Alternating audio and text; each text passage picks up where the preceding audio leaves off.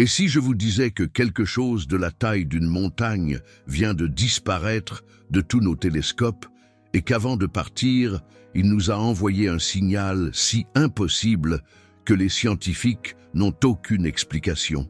Le 29 octobre 2025, 3I Atlas, le troisième objet interstellaire confirmé dans l'histoire de l'humanité, a disparu derrière le Soleil en voyageant à 200 000 km/h. Mais ce que nos télescopes ont détecté avant son départ changera tout ce que nous pensions savoir sur l'univers. Le 1er juillet 2025, au cœur du désert d'Atacama au Chili, le télescope Atlas a capturé quelque chose qui ne devrait pas être là. Un point de lumière se déplaçant à une vitesse impossible. Il ne suivait aucune orbite connue. Il n'appartenait pas à notre système solaire. Et dans les semaines qui ont suivi, lorsque les télescopes les plus puissants de l'humanité ont pointé vers cet objet, ce qu'ils ont trouvé les a laissés sans voix. Pensez à cela. Dans toute l'histoire de l'astronomie moderne, nous n'avons confirmé que 3 objets interstellaires. Le premier était Oumuamua en 2017, ce visiteur en forme de cigare qui a accéléré sans raison et a disparu, laissant plus de questions que de réponses. Le deuxième était 2I Borisov en 2019, une comète qui s'est au moins comportée comme nous l'attendions. Et maintenant, 3I Atlas. Mais celui-ci est différent, très différent. Lorsque la NASA a activé le Neil Gehrels Swift Observatory, ils ont détecté quelque chose qui a fait vérifier leurs instruments 3 fois aux scientifiques. De l'eau, environ 40 kg par seconde s'évaporant de l'objet. Cela a du sens pour une comète, n'est-ce pas? Les comètes perdent de l'eau lorsqu'elles s'approchent du Soleil. C'est normal, c'est prévisible. Mais voici ce qui n'est pas normal. Au même moment, le télescope spatial James Webb a pointé son incroyable œil infrarouge vers 3I Atlas. Et ce qu'il a vu a fait taire toute l'équipe scientifique. Du nickel vaporisé. Mais attendez, ce n'est pas la partie étrange. La partie étrange, c'est où ils l'ont détecté. 3I Atlas était à près de 4 unités astronomiques du Soleil. C'est 4 fois la distance entre la Terre et le Soleil.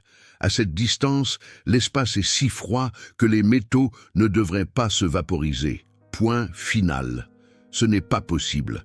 La température là-bas est d'environ moins 150 degrés Celsius. Le nickel a besoin de températures dépassant 2900 degrés pour s'évaporer. Laissez-moi répéter cela. Ils ont détecté du nickel vaporisé à une température où cela devrait être physiquement impossible. Les comètes naturelles ne font pas ça. Oumuamua ne l'a pas fait. Borisov ne l'a pas fait. Aucun objet connu dans l'histoire de l'astronomie n'a montré du nickel vaporisé à cette distance du Soleil. C'était quelque chose de complètement nouveau, quelque chose que la physique telle que nous la connaissons ne peut pas facilement expliquer. Et puis, il y a la vitesse. 200 000 km/h, c'est environ 61 km par seconde, voyageant sur une orbite hyperbolique, ce qui signifie qu'il n'est pas capturé par la gravité du Soleil. Il est venu d'un autre système stellaire, traversera le nôtre et partira pour toujours dans l'espace interstellaire profond.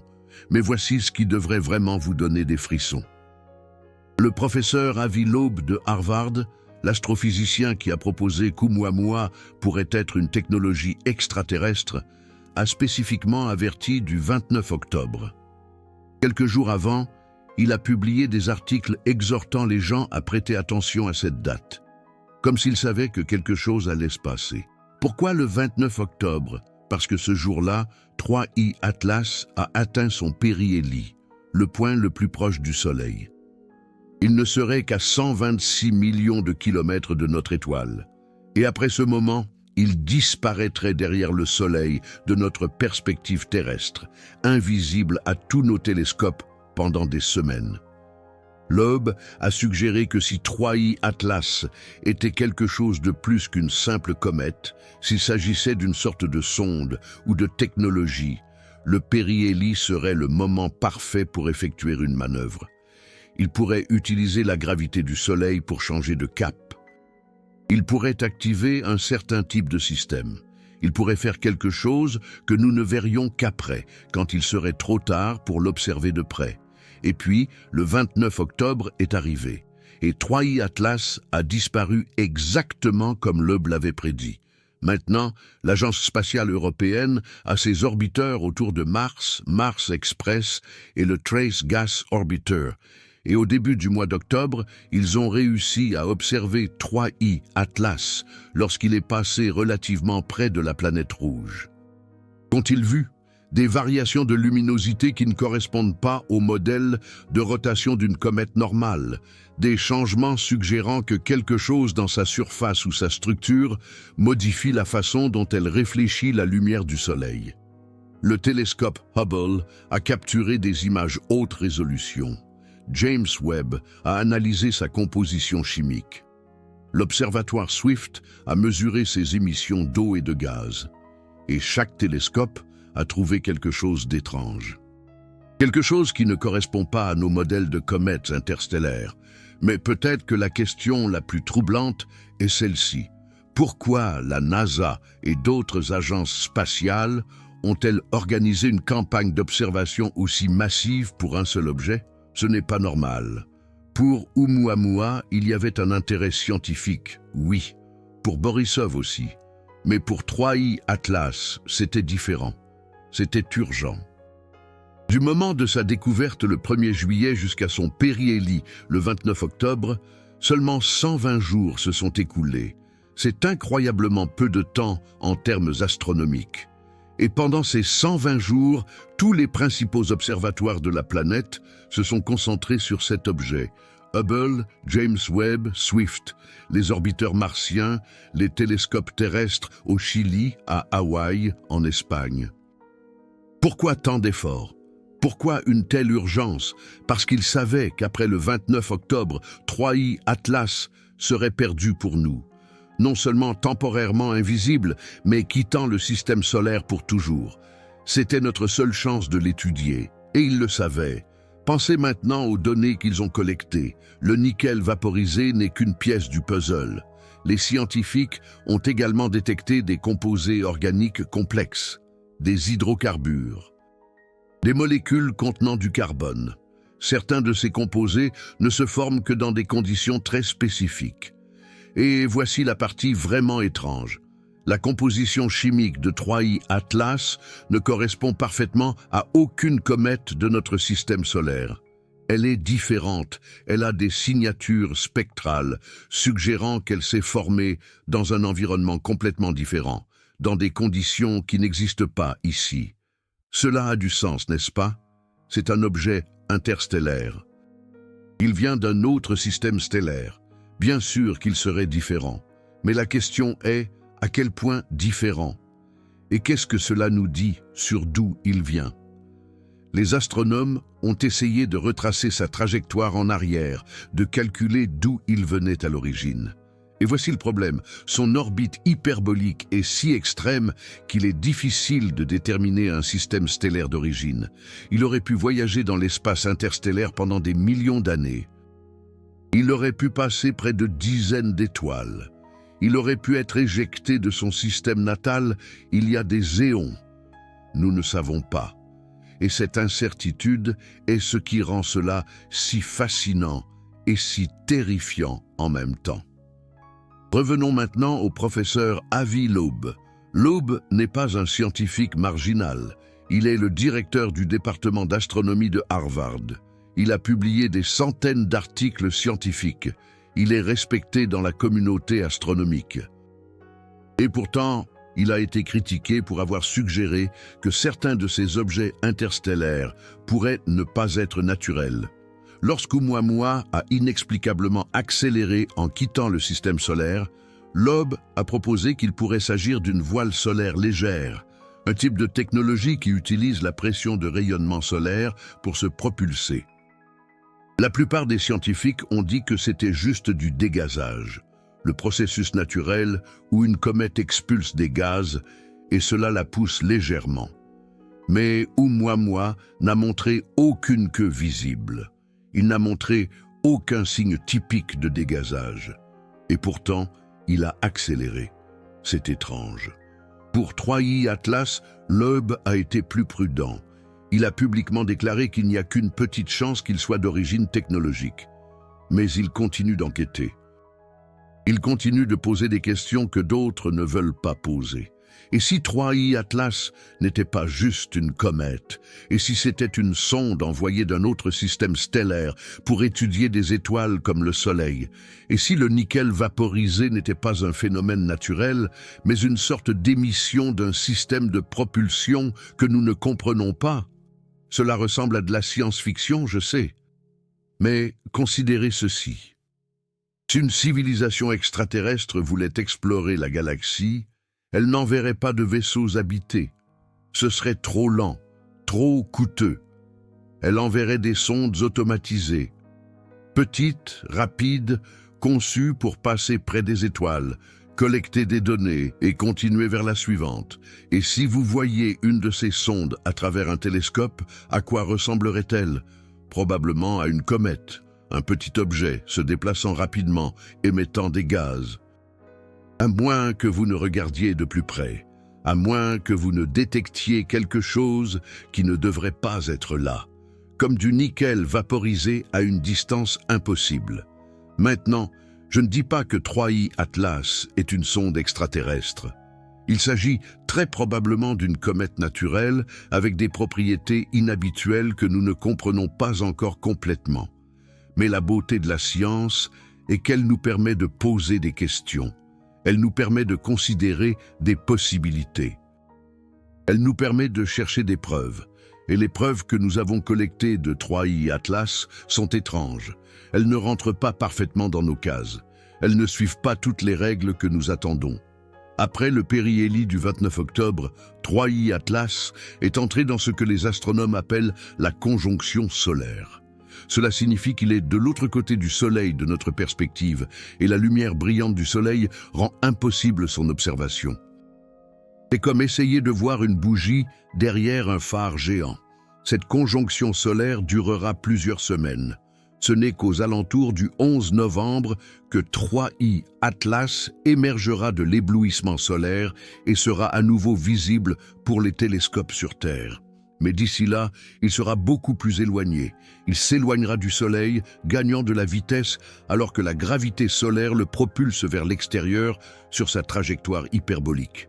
C'est notre dernière chance. Une fois que le 11 novembre sera passé, 3i Atlas deviendra de plus en plus faible, plus distant, plus difficile à observer. Et finalement, il disparaîtra complètement dans l'obscurité de l'espace interstellaire, voyageant vers on ne sait où pendant des millions d'années de plus.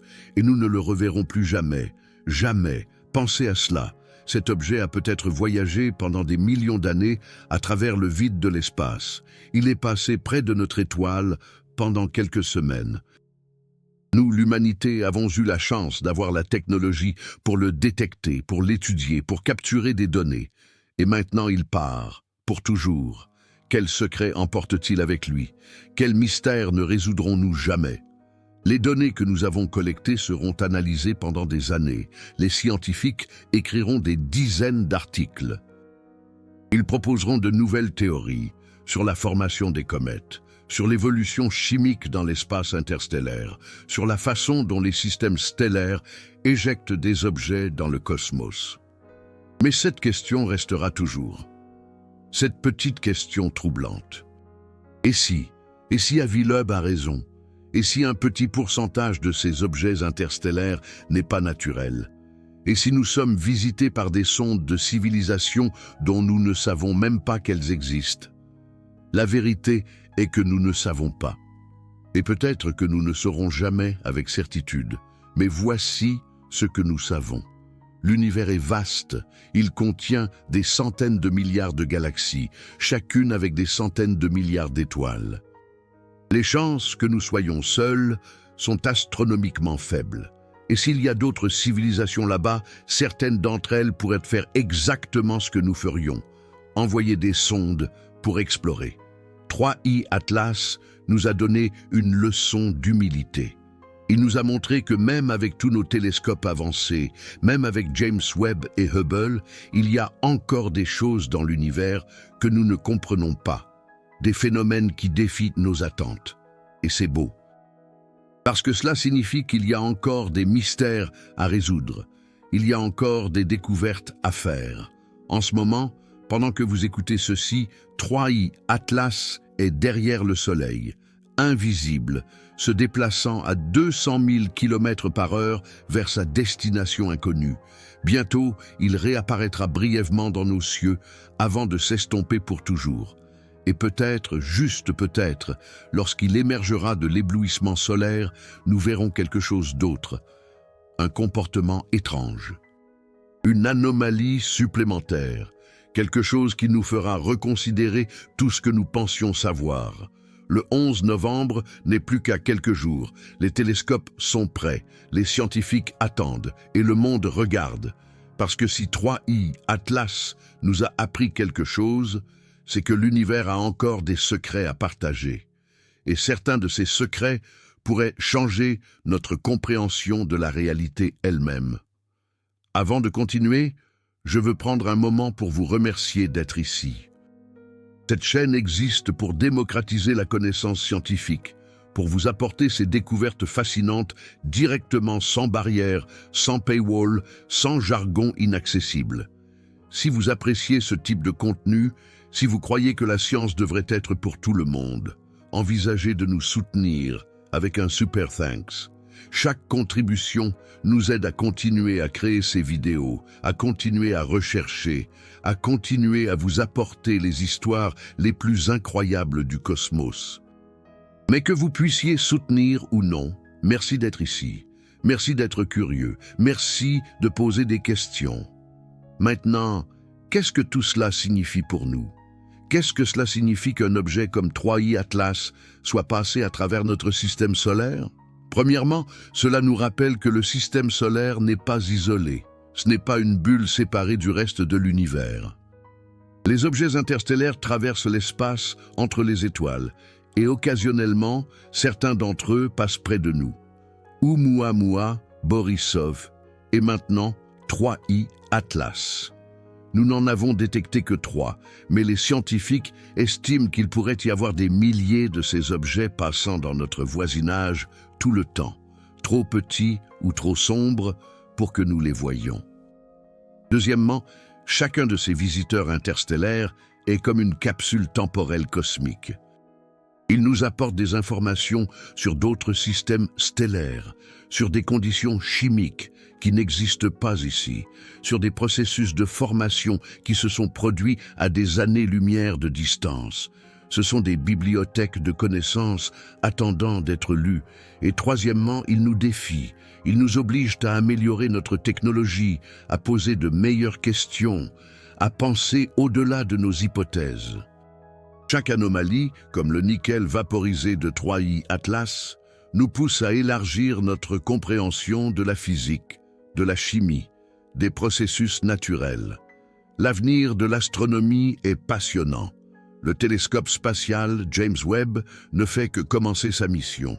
Le futur observatoire Vera C. Rubin au Chili détectera des milliers de nouveaux objets chaque nuit. La prochaine génération de télescopes géants terrestres nous donnera une résolution sans précédent. Et avec cette technologie améliorée, nous détecterons plus d'objets interstellaires, beaucoup plus, et chacun sera une opportunité d'apprendre, une opportunité de découvrir, une opportunité de nous rapprocher de la réponse à cette question fondamentale. Sommes-nous seuls? 3i Atlas disparaîtra bientôt, mais les données resteront, les questions resteront, et la recherche continuera, parce que c'est ce que nous, les humains, faisons, nous cherchons, nous explorons. Nous posons des questions, et nous ne cessons jamais, jamais de regarder le ciel en nous demandant ce qu'il y a d'autre là-haut. Le 29 octobre 2025 sera rappelé comme le jour où le 3e visiteur interstellaire confirmé a atteint son point le plus proche de notre Soleil et a disparu de la vue. Mais il sera également rappelé comme un jour où l'humanité a osé poser des questions audacieuses. considérer des possibilités extraordinaires. Regarder un point de lumière dans le ciel et se demander « Qu'es-tu vraiment ?» Et peut-être, juste peut-être, un jour nous aurons la réponse. Maintenant, je veux entendre votre opinion. Pensez-vous que 3i Atlas est juste une comète naturelle avec des propriétés inhabituelles, ou y a-t-il quelque chose de plus dans cette histoire? Le nickel vaporisé à cette distance impossible est-il une anomalie chimique que nous ne comprenons pas encore, ou pourrait-il être la preuve de quelque chose de technologique? Pourquoi pensez-vous qu'Avi Loeb a spécifiquement averti du 29 octobre? Partagez vos théories dans les commentaires. Je veux savoir ce que vous pensez. Et si vous avez des connaissances en astronomie ou en physique, c'est encore mieux. Débattons, discutons. Parce que c'est ainsi que la science progresse, avec des questions, avec des débats, avec des esprits curieux qui confrontent des idées. Et rappelez-vous, le 11 novembre arrive. Lorsque 3i Atlas réapparaîtra, nous pourrions voir quelque chose que personne n'attend. Alors gardez les yeux sur le ciel, restez curieux et n'arrêtez jamais de poser des questions.